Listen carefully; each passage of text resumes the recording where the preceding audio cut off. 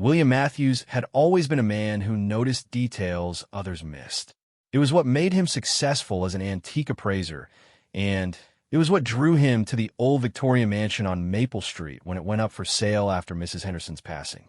The house had been in her family for over a century, and William could see the stories hidden in every corner, every piece of furniture, every faded photograph on the walls. He had purchased the house 3 months ago, planning to restore it slowly while living in it. The work was therapeutic after his divorce from Sarah. She had left him for her yoga instructor, claiming William was too focused on old things and not enough on their relationship. Maybe she was right, but now he found peace in the silence of the old house, in the way the morning light filtered through the stained glass windows, in the satisfaction of bringing forgotten beauty back to life. The portrait of Kate Henderson hung in the main hallway, dominating the space with its presence. William had noticed it on his first visit to the house, before he even decided to buy it. The painting showed a young woman in her 20s, with dark hair, pulled back elegantly, and wearing a deep blue dress that seemed to shimmer even in the dim hallway light. Her eyes were what caught his attention most. They were alive with intelligence, and seemed to follow him as he moved through the house. Mrs. Henderson had been Kate's great-niece, and she had told William during the sale that Kate had lived in the house in the 1920s. She was quite the character, the elderly woman had said with a smile. Beautiful, independent, and ahead of her time. The family always said she had secrets, but then, again, don't we all? William found himself stopping to look at the portrait every morning as he headed to the kitchen for coffee. There was something about Kate's expression that intrigued him. It wasn't just her beauty, though she was certainly beautiful. It was the way she seemed to be keeping something from the viewer, as if she knew something important that she wasn't telling. As the weeks passed, William threw himself into the restoration work. He refinished the hardwood floors, repaired the intricate crown molding, and carefully cleaned decades of dust from the chandeliers. The house was coming back to life under his care, and he felt a sense of purpose he hadn't experienced in years. It was during his work on the hallway that he first noticed something odd about the wall behind Kate's portrait. He had been measuring the space to determine if he needed to reinforce the wall for the heavy frame when his tape measure revealed something strange. The wall appeared to be several inches thicker in the area behind the portrait than it was on either side. William stood back and studied the wall carefully. The wallpaper was original to the house, a rich burgundy pattern with gold accents that had somehow survived nearly a century. But as he looked closer, he could see that the section behind the portrait had been carefully patched and repapered at some point.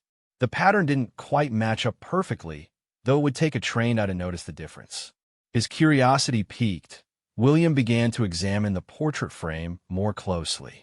It was an ornate piece, carved from what appeared to be mahogany, with intricate details that spoke of expensive craftsmanship. As he ran his hand along the edges of the frame, looking for any clues about its history, his fingers found something unexpected. There, hidden behind the lower right corner of the frame, was a small brass mechanism. It looked like a lever, disguised to blend in with the decorative elements of the frame. William's heart began to race as he realized what he might have found. He had heard of such things in old houses, hidden compartments, secret rooms, spaces where families kept their most precious or dangerous secrets. He hesitated for a moment, his hand hovering over the small lever. Part of him wondered if he had the right to uncover whatever Kate Henderson had chosen to hide over a century ago. But his natural curiosity and professional instincts won out. Slowly, carefully, he pressed the small brass lever.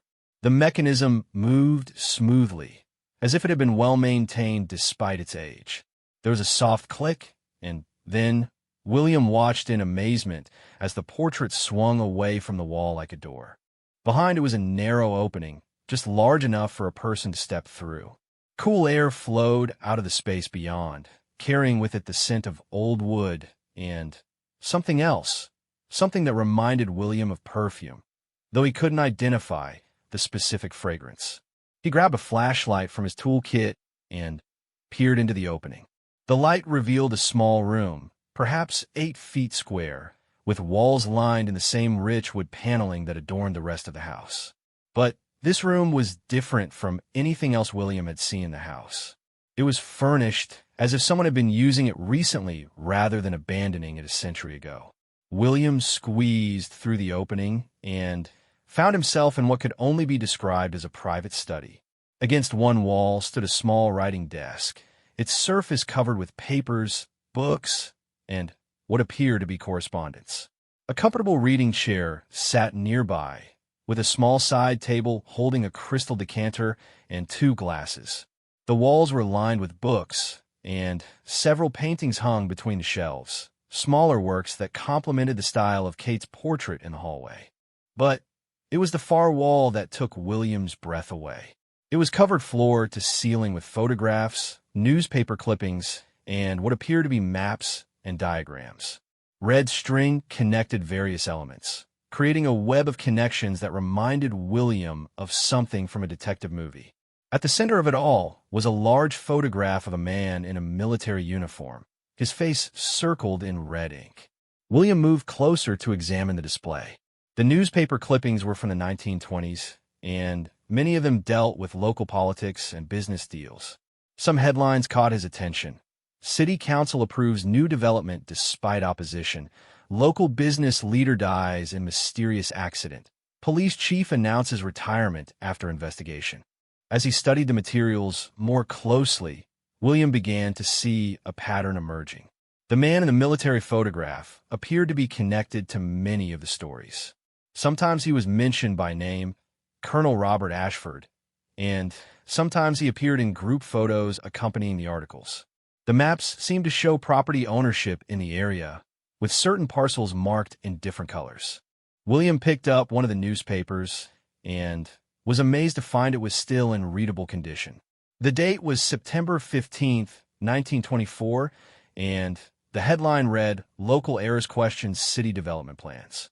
The article described how Kate Henderson, described as a young woman of considerable intelligence and determination, had raised concerns about a proposed development project that would involve tearing down several historic buildings in the downtown area. According to the article, Kate had presented evidence to the city council suggesting that the development was not in the best interests of the community and that certain individuals stood to profit unfairly from the project. The article mentioned that she had requested a full investigation into the matter, but noted that her concerns had been dismissed by the council. William set down the newspaper and picked up what appeared to be a journal from the desk. The leather-bound book was filled with Kate's handwriting, which was clear and precise despite the age of the ink.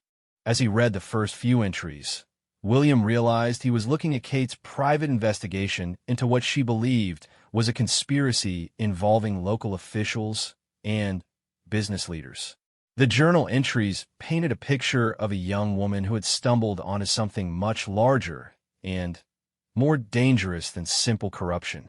Kate wrote about discovering documents that suggested Colonel Ashford and several other prominent men were involved in a scheme that went beyond just property development.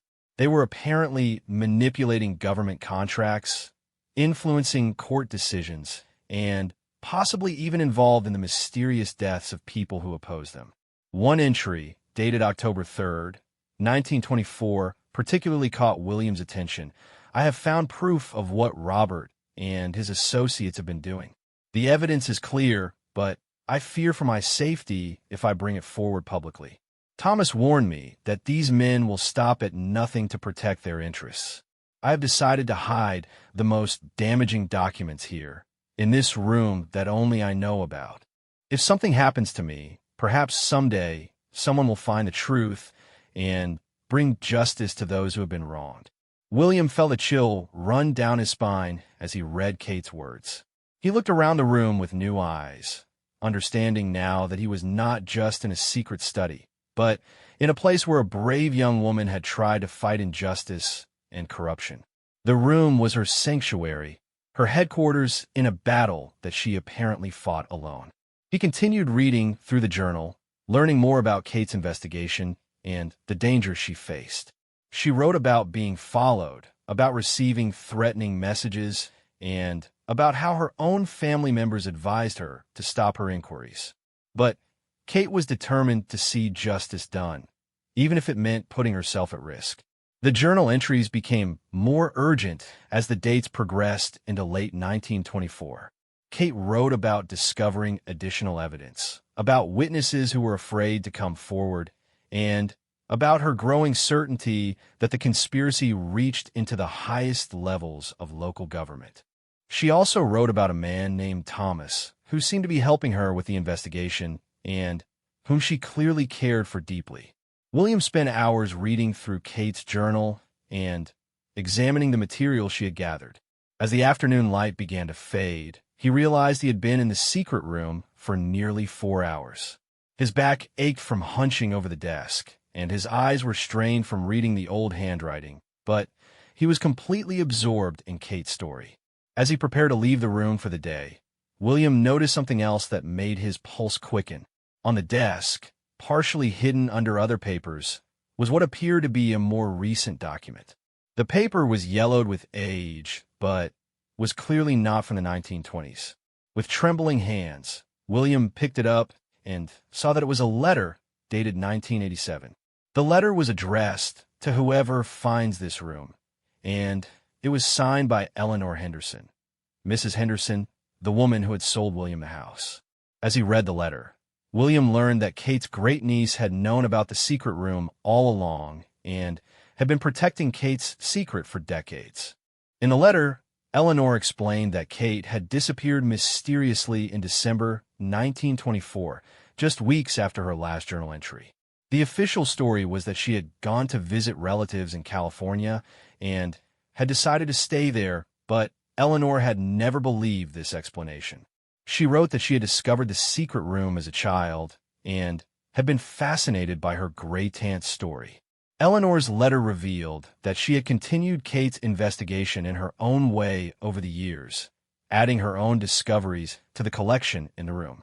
She had learned that Colonel Ashford and his associates had indeed been involved in a wide-reaching conspiracy that had affected the community for years. Several of the men had eventually been exposed for other crimes, but the truth about what happened to Kate was never uncovered. The letter concluded with a plea. "I am now too old to continue this work, but I believe Kate deserves justice.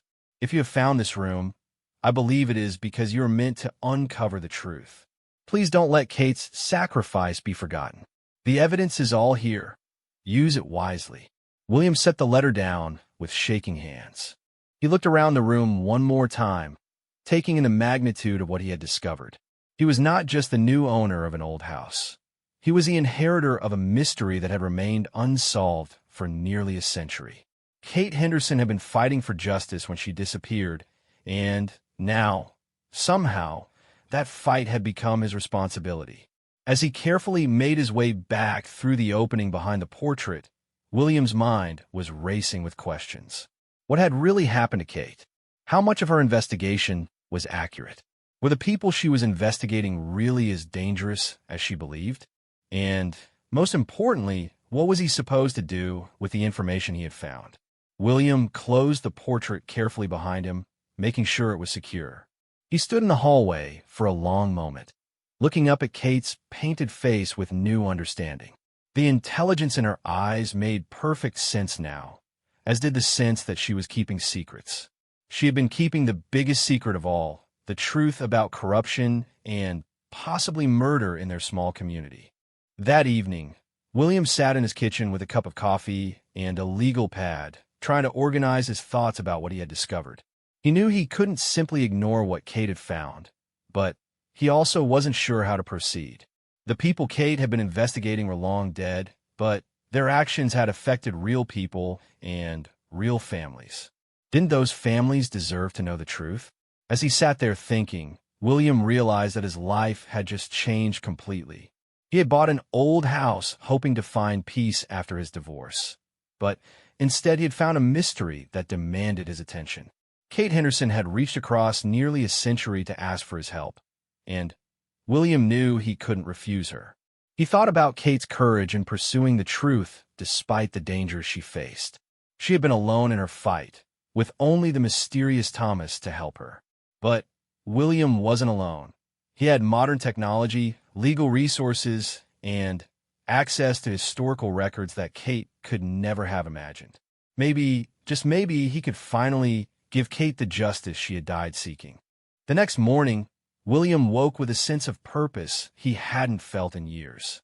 He had a mission now, a reason to get up each day that went beyond just restoring an old house. He was going to solve the mystery of Kate Henderson's disappearance, and he was going to expose the truth about the conspiracy she had discovered. But as he stood in front of Kate's portrait that morning, William also felt a chill of apprehension. If Kate's investigation had cost her life, what might it cost him? The people she had been investigating were dead, but their families and associates might still be alive. And if the conspiracy had been as far-reaching as Kate believed, there might be others who had benefited from keeping the truth buried. William looked into Kate's painted eyes and made her a silent promise. Whatever the risks, whatever the consequences, he would find out what happened to her.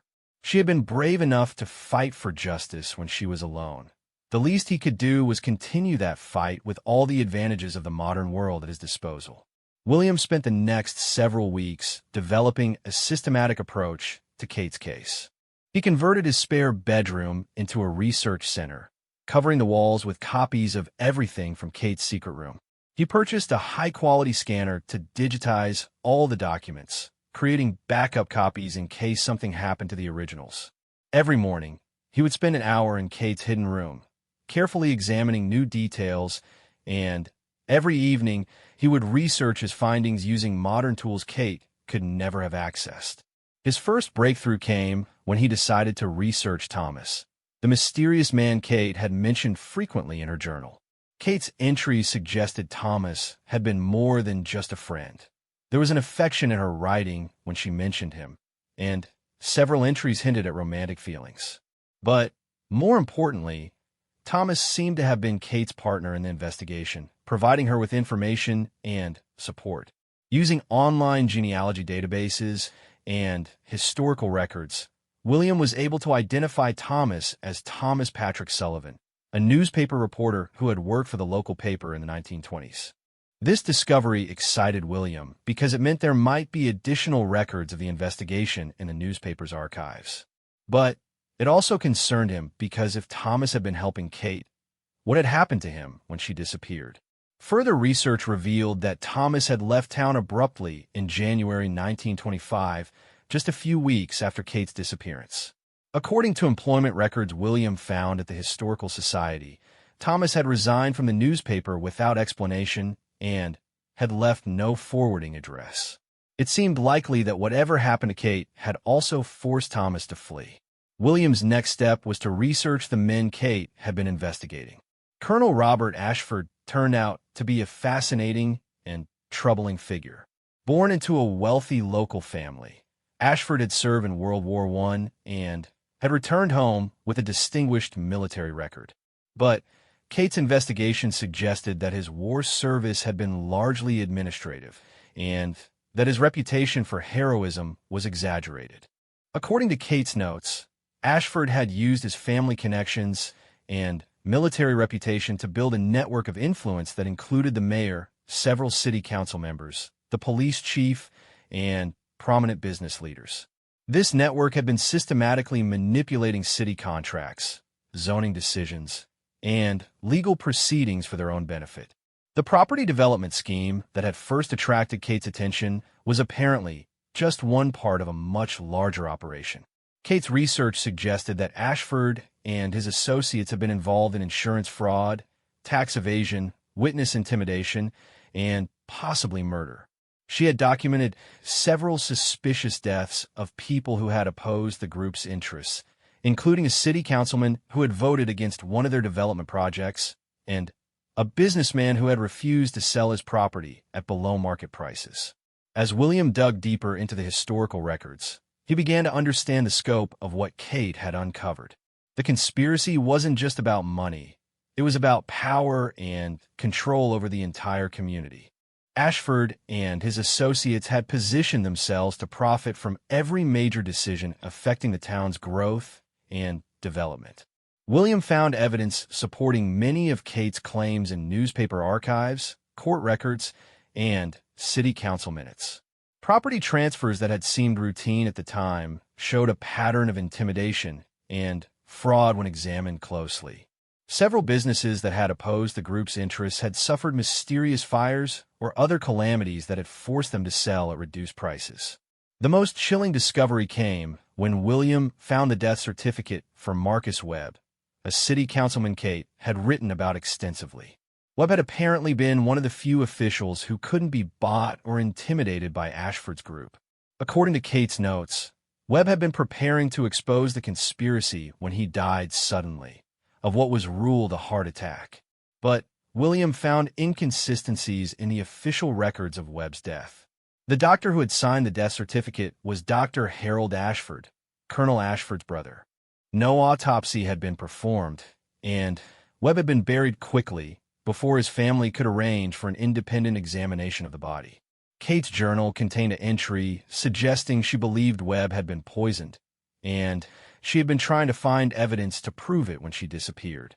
As William continued his research, he began to notice that some of the families involved in the 1920s conspiracy were still prominent in the community today.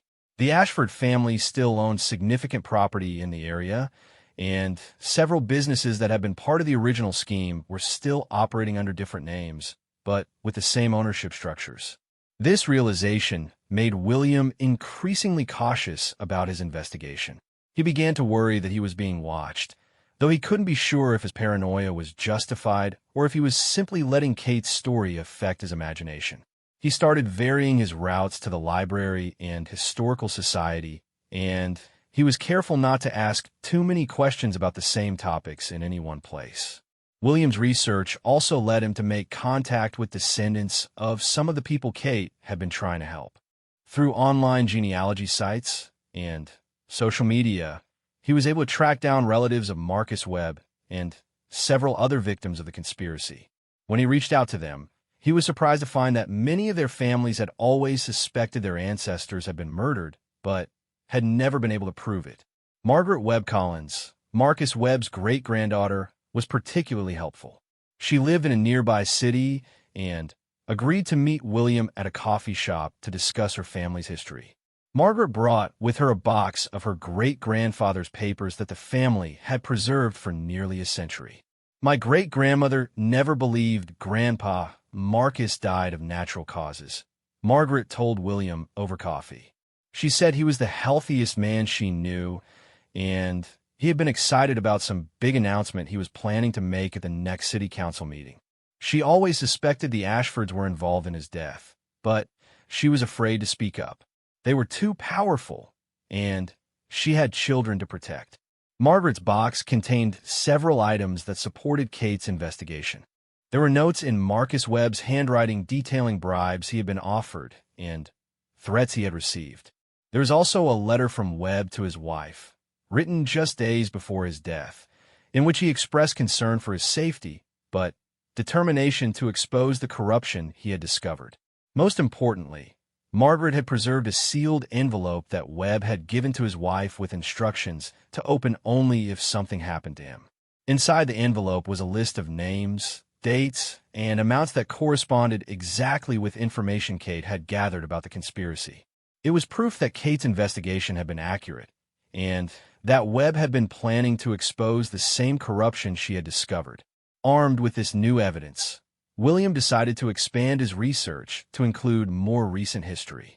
If the conspiracy had been as extensive as Kate believed, it might have continued in some form after her disappearance. He began looking for patterns in city development over the decades, tracking property ownership changes, and examining public contract for signs of ongoing corruption.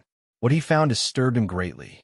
While the blatant corruption in the 1920s seemed to have ended, there were suspicious patterns that suggested the influence network had evolved rather than disappeared. Certain families continued to benefit disproportionately from city contracts and development opportunities. Key positions in local government seemed to rotate among people with connections to the original conspiracy families. William also discovered that several properties associated with the 1920s investigation had been quietly purchased by shell companies over the years, making it difficult to track their true ownership. The property where Marcus Webb's store had been located was now a parking lot owned by a company that traced back to Ashford family interests. The building where Thomas Sullivan had worked for the newspaper had been demolished in the 1960s and replaced with a small office complex owned by another company with suspicious ownership patterns. As William pieced together this modern history, he began to understand why Kate's investigation might still be dangerous. The conspiracy she had uncovered hadn't simply ended with her disappearance. It had gone underground and continued to operate in more subtle ways.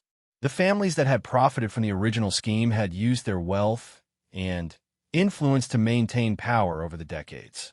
This realization led William to make a difficult decision. He could continue his research quietly and try to write a historical account of what Kate had discovered, or he could take the risk of exposing the ongoing corruption. The first option would be safer, but would leave current injustices unaddressed. The second option would honor Kate's commitment to justice, but could put William in the same danger that had apparently cost Kate her life. William spent several sleepless nights weighing his options. He thought about his ex-wife's criticism that he cared more about old things than about people, and he realized this was his chance to prove her wrong. Kate's investigation wasn't just history. It was about real people who had been hurt by corruption and greed. If similar patterns were continuing today, then other people were being hurt right now. His decision was made when he received an unexpected phone call from a woman named Patricia Ashford Morrison. She identified herself as Colonel Ashford's great-granddaughter and said she needed to meet with William urgently about his research into her family's history. "I know you've been looking into things that happened a long time ago," Patricia said on the phone, her voice tense. "I think we need to talk. There are things about my family that I've always wondered about, and I might be able to help you find some answers." William agreed to meet Patricia at a restaurant in the next town over. As he prepared for the meeting, he couldn't help but wonder if he was walking into a trap.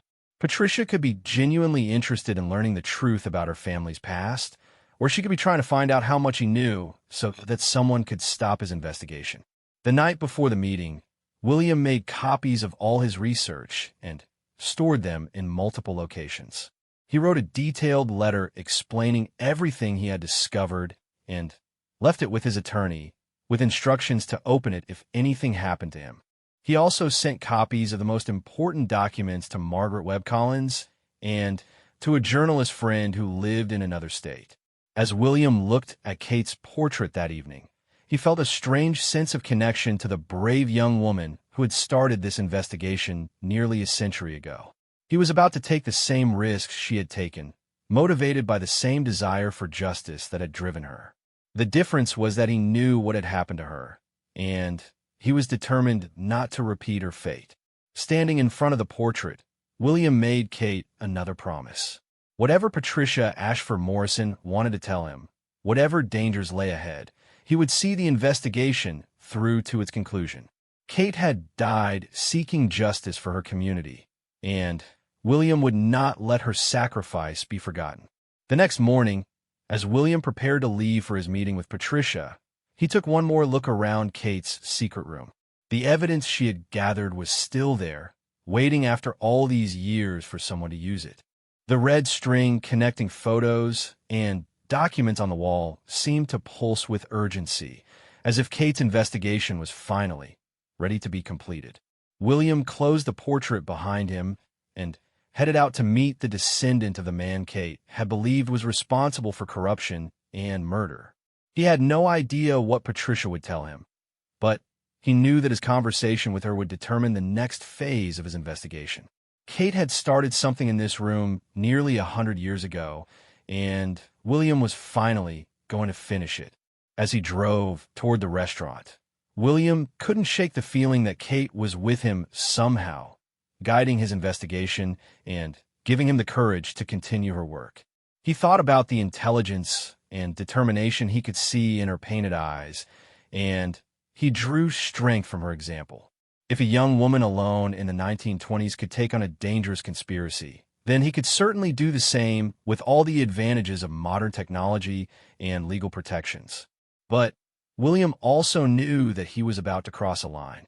Once he met with Patricia and heard what she had to say, there would be no going back. He would be committed to seeing the investigation through, whatever the consequences.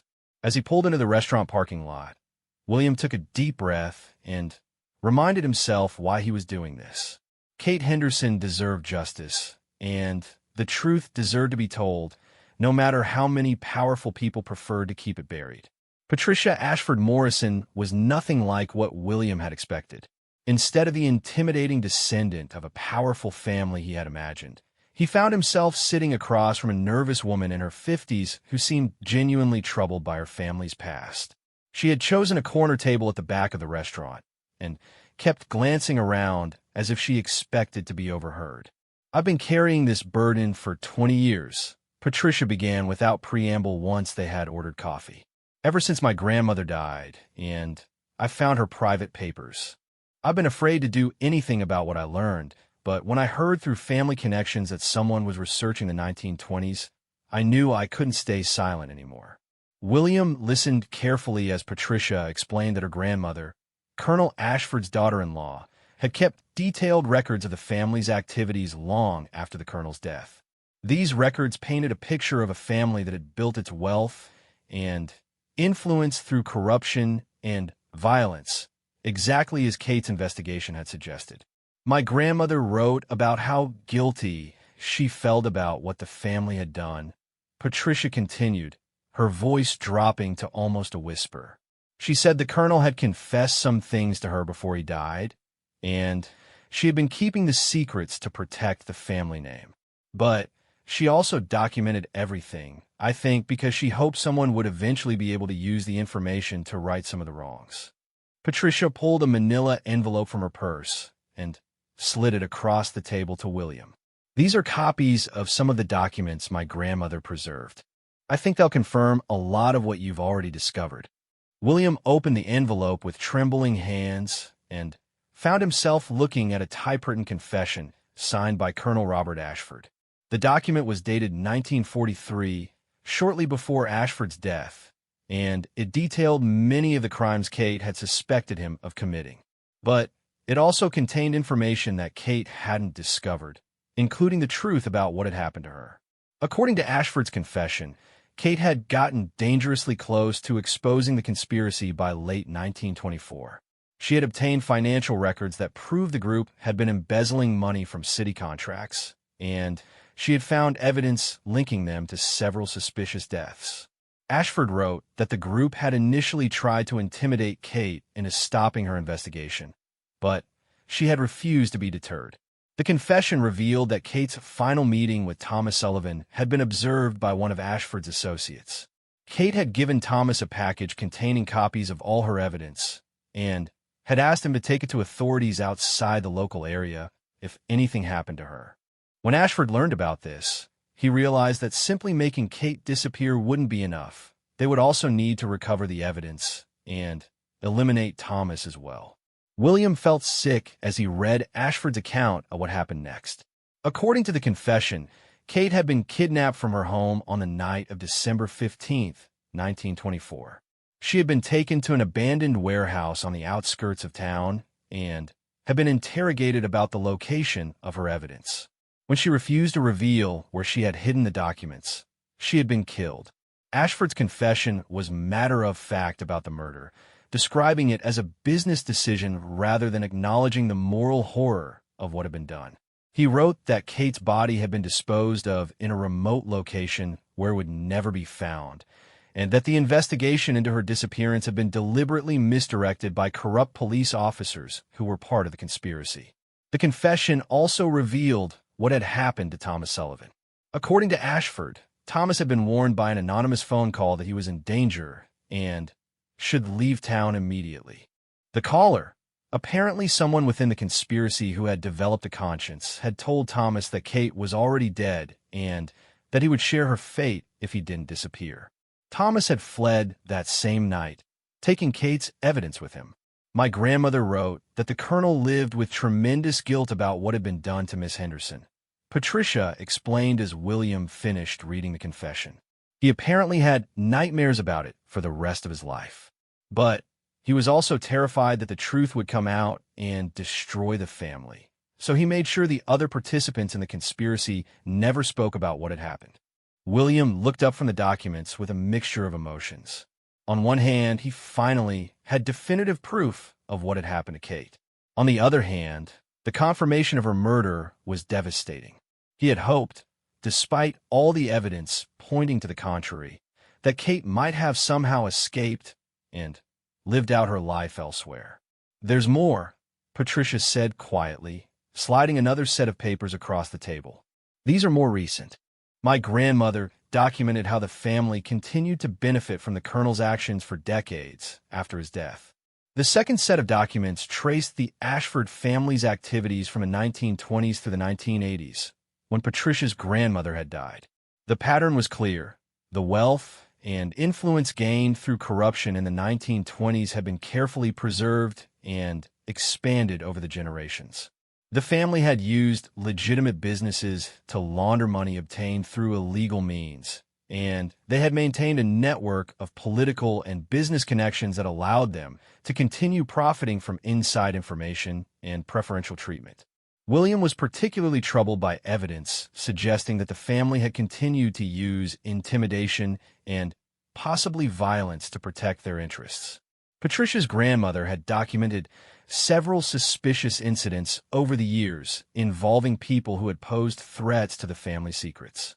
While the methods had become more sophisticated than the crude murders of the 1920s, the pattern of eliminating problems through force remained. "Why are you sharing this with me?" William asked Patricia. "Aren't you putting yourself at risk by exposing your own family?"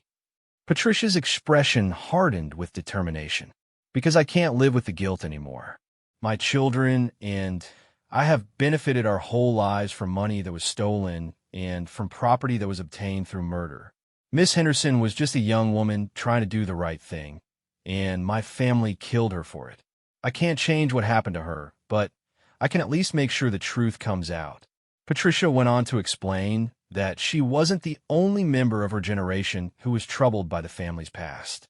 Several of her cousins had discovered pieces of the truth over the years, and there had been quiet discussions about what to do with the information. The decision to contact William had been made collectively by a group of family members who wanted to see justice done, even if it meant destroying their family's reputation. "We've decided to support your investigation completely," Patricia said. "We'll testify about what we know, we'll provide access to family records, and we'll help you find other evidence. But you need to understand that there are still family members who will do anything to keep these secrets buried. My uncle Richard controls most of the family's current business interests, and he has no idea that some of us have decided to speak out." William felt a chill at the mention of Richard Ashford.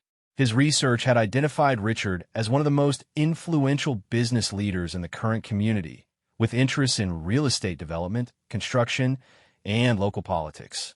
If Richard was willing to use the same methods his grandfather had employed, then William's investigation could put both him and Patricia in serious danger.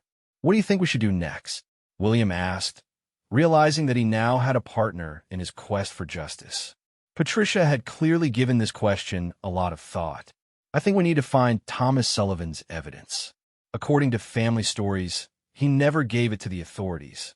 My grandmother believed he was too scared to trust anyone, so he kept the documents hidden. If we can find what Kate gave him, we'll have enough evidence to prove everything."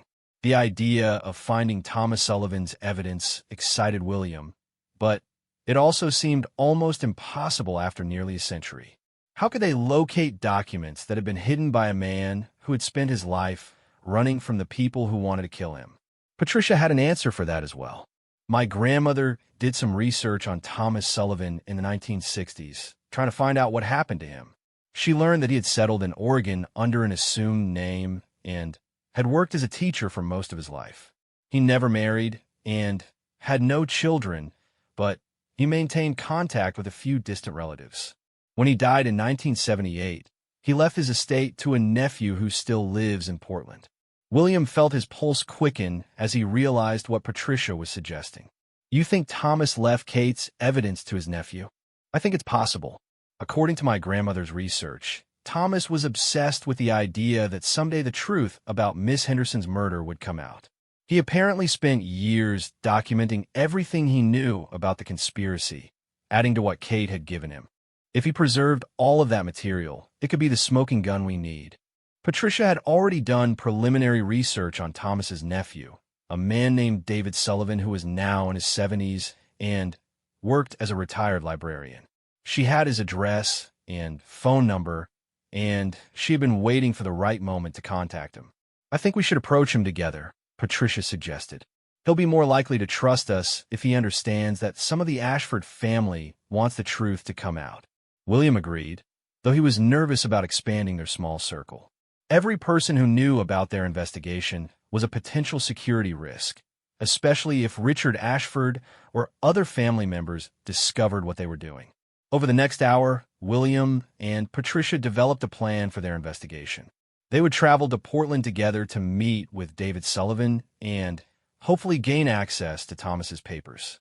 While they were gone, Patricia would arrange for other family members to provide additional documentation of the Ashford family's activities.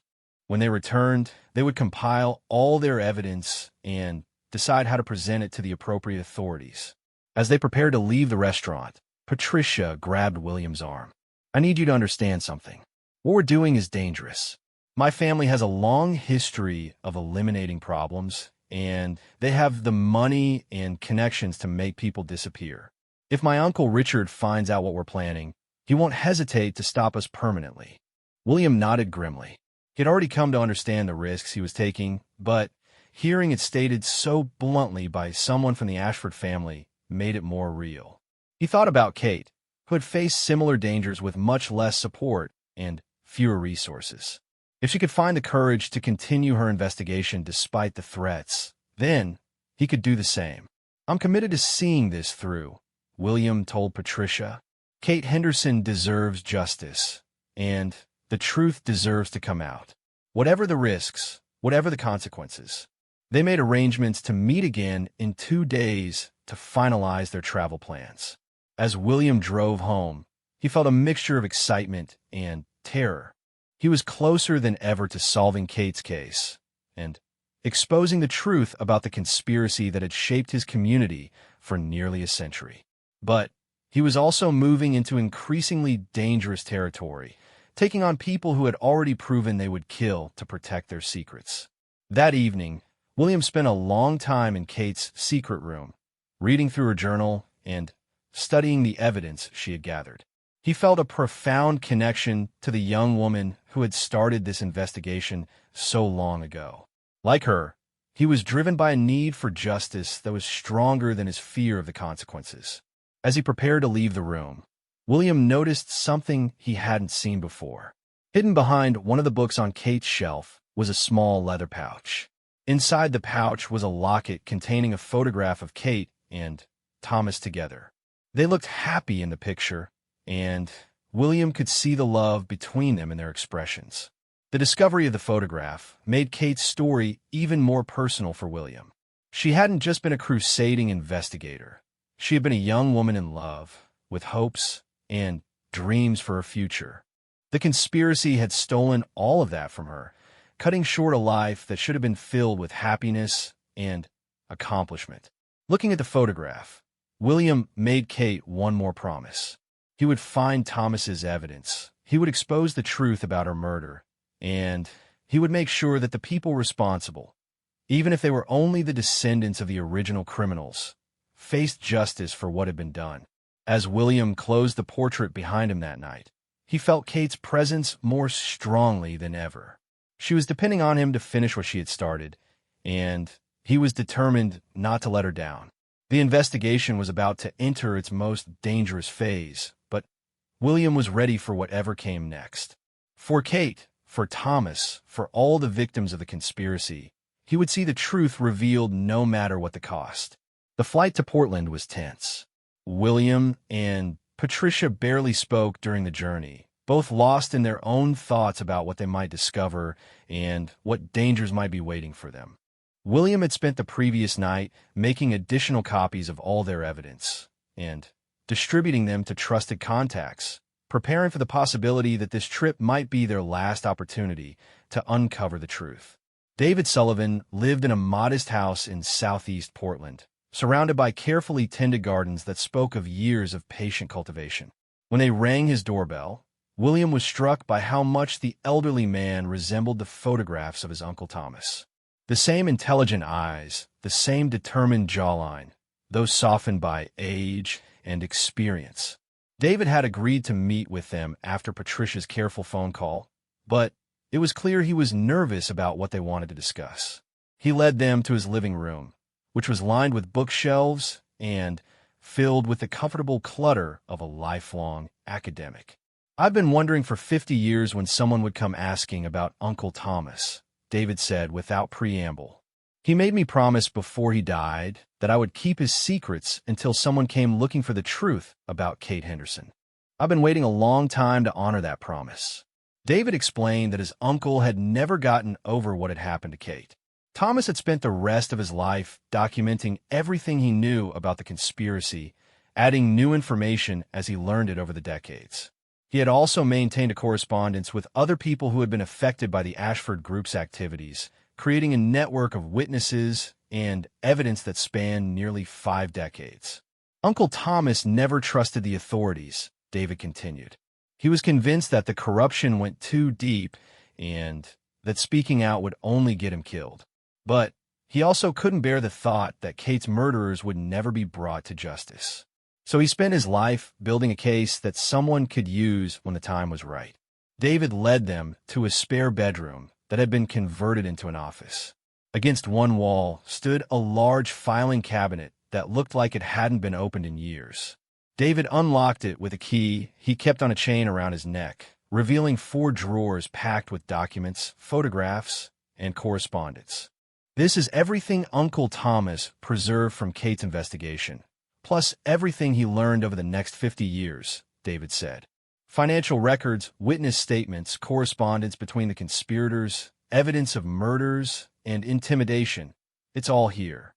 William and Patricia spent the next several hours examining the contents of the filing cabinet, and what they found exceeded their wildest expectations.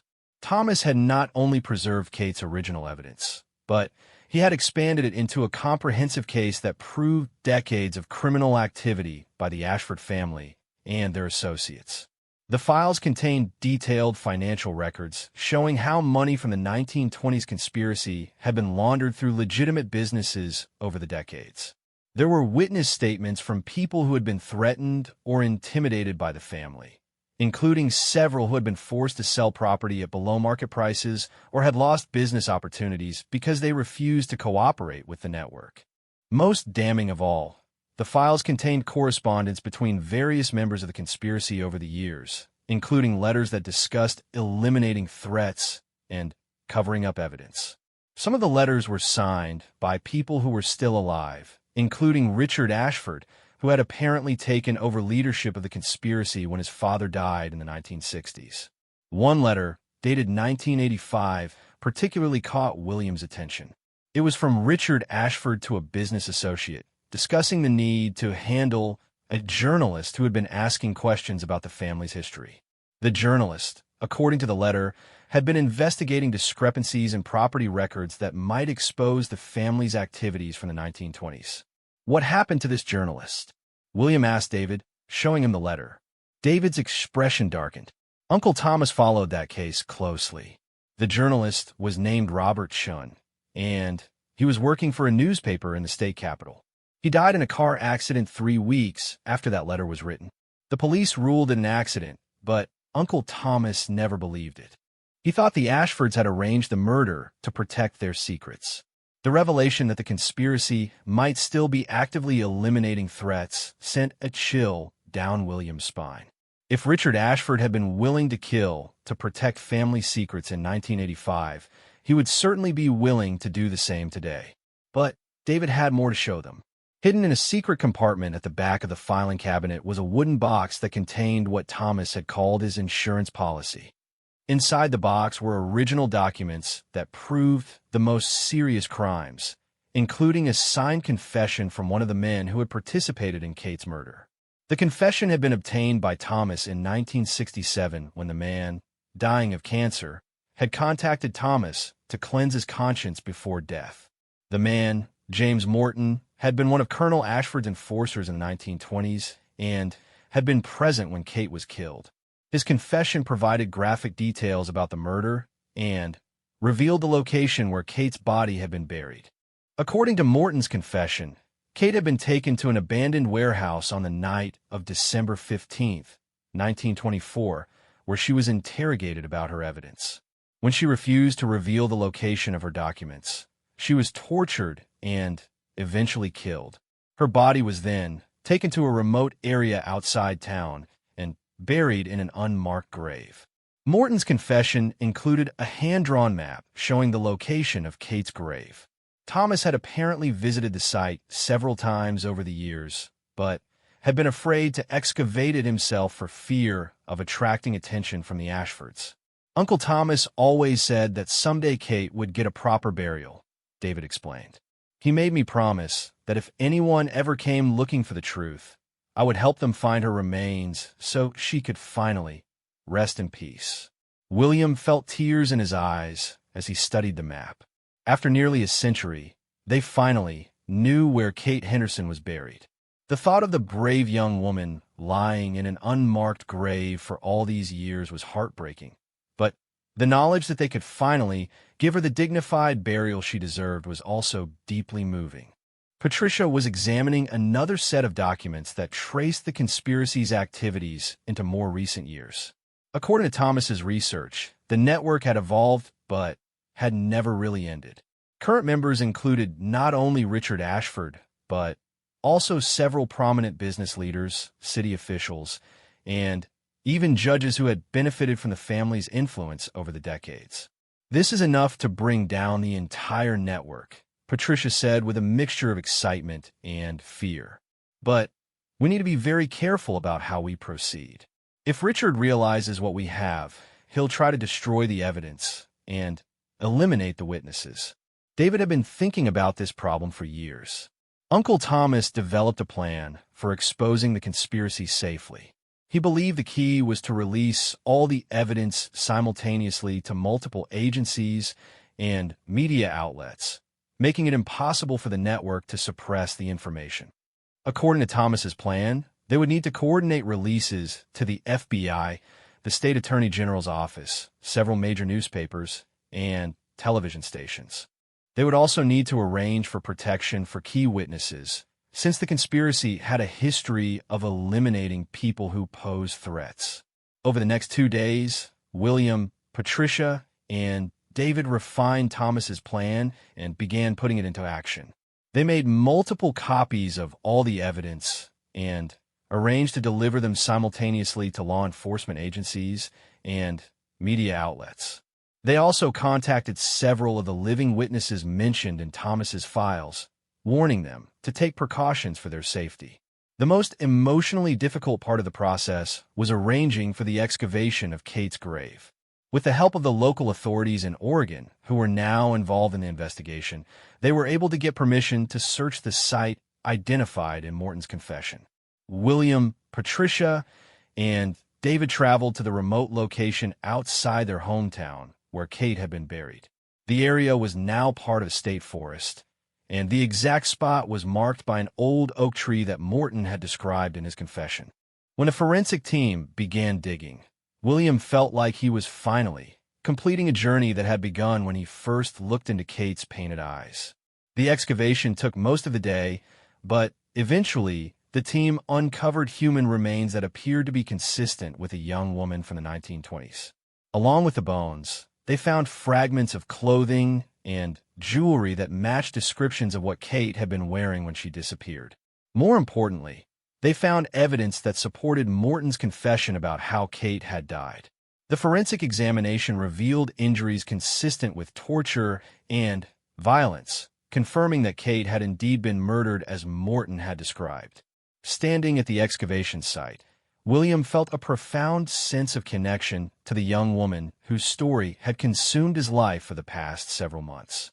Kate Henderson had been a real person with hopes, dreams, and the courage to fight for justice. She had paid the ultimate price for her commitment to the truth, but her sacrifice was finally being honored. The simultaneous release of evidence to multiple agencies and media outlets created exactly the kind of sensation Thomas had hoped for. The story of Kate's murder and the decades-long conspiracy dominated headlines for weeks. Federal and state investigators launched comprehensive investigations into the Ashford family's activities and their network of associates. Richard Ashford and several other current members of the conspiracy were arrested on charges ranging from fraud and tax evasion to conspiracy and accessory to murder. The investigation expanded to include dozens of suspicious deaths and disappearances over the decades, as authorities realized the scope of the criminal network's activities. Patricia Ashford Morrison became a key witness for the prosecution, testifying about her family's history and providing access to additional evidence that had been preserved by other family members.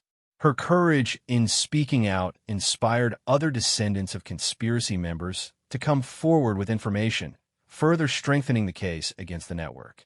The revelations also led to significant changes in the local community.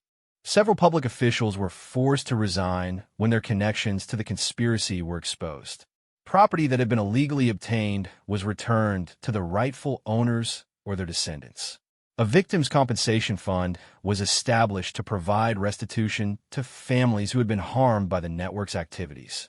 Most importantly for William, Kate Henderson finally received the recognition and justice she deserved. Her remains were buried with full honors in the local cemetery, with a headstone that identified her as a heroic young woman who had died fighting corruption and injustice. A scholarship fund was established in her name to support young people interested in journalism and social justice. The case also led to national attention about historical injustices and the importance of preserving evidence for future investigations. William was invited to speak at conferences about the importance of historical research in uncovering long-buried crimes.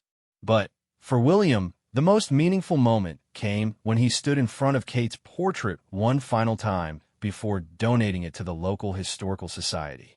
Looking into her painted eyes, he felt that he had finally fulfilled his promise to her. The intelligence and determination he had seen in her expression were now understood by the world, and her story would be preserved for future generations. William had also found something for himself in the process of solving Kate's case. The investigation had given him a sense of purpose and accomplishment that he had never found in his previous work. He decided to redirect his career toward historical investigation and advocacy for victims of historical crimes. The secret room behind Kate's portrait became a permanent exhibit at the Historical Society, preserved exactly as Kate had left it. Visitors could see her research materials and learn about her courageous investigation. The room served as a reminder that individual citizens have the power to fight corruption and injustice, even when the odds seem overwhelming. Thomas Sullivan's papers were donated to a university archive, where they became the basis for additional research into historical corruption and conspiracy. David Sullivan worked with researchers to identify other unsolved cases that might be illuminated by his uncle's meticulous documentation. 6 months after the arrests, William received a letter from the prosecutor handling the case. Richard Ashford had agreed to a plea bargain that would put him in prison for the rest of his life in exchange for providing information about additional crimes committed by the network. The investigation had uncovered evidence of dozens of murders and disappearances over the decades, giving closure to families who had wondered for years about the fate of their loved ones. The letter also informed William that Kate's murder case was being officially closed with the designation of solved by historical investigation. She would be listed as a victim of organized crime rather than as a missing person, finally giving her the status she deserved as someone who had died in the line of duty while fighting for justice. As William read the letter, he felt a deep sense of satisfaction and completion. Kate Henderson's story had ended with justice rather than mystery. Her courage and sacrifice had finally been recognized, and her killers had been brought to account even across the span of century. Standing in his kitchen that evening, looking out at the garden he had planted behind his restored Victorian home, William reflected on how much his life had changed since he first discovered Kate's secret room. He had bought the house hoping to find peace after his divorce, but instead he had found a mission that had transformed his understanding of himself and his community. The old house was no longer just his refuge from the world. It had become a symbol of the importance of preserving history and seeking truth. William had plans to convert part of it into a research center for investigating historical crimes, carrying on the work that Kate had started and Thomas had continued. That night, William visited Kate's former secret room one more time, though it was now empty of the evidence that had filled it for so many decades. Standing in the space where Kate had worked to expose corruption and injustice, William felt her presence one final time. Justice at last, he whispered to the empty room, and somehow, in the silence that followed, he felt Kate's spirit finally at peace.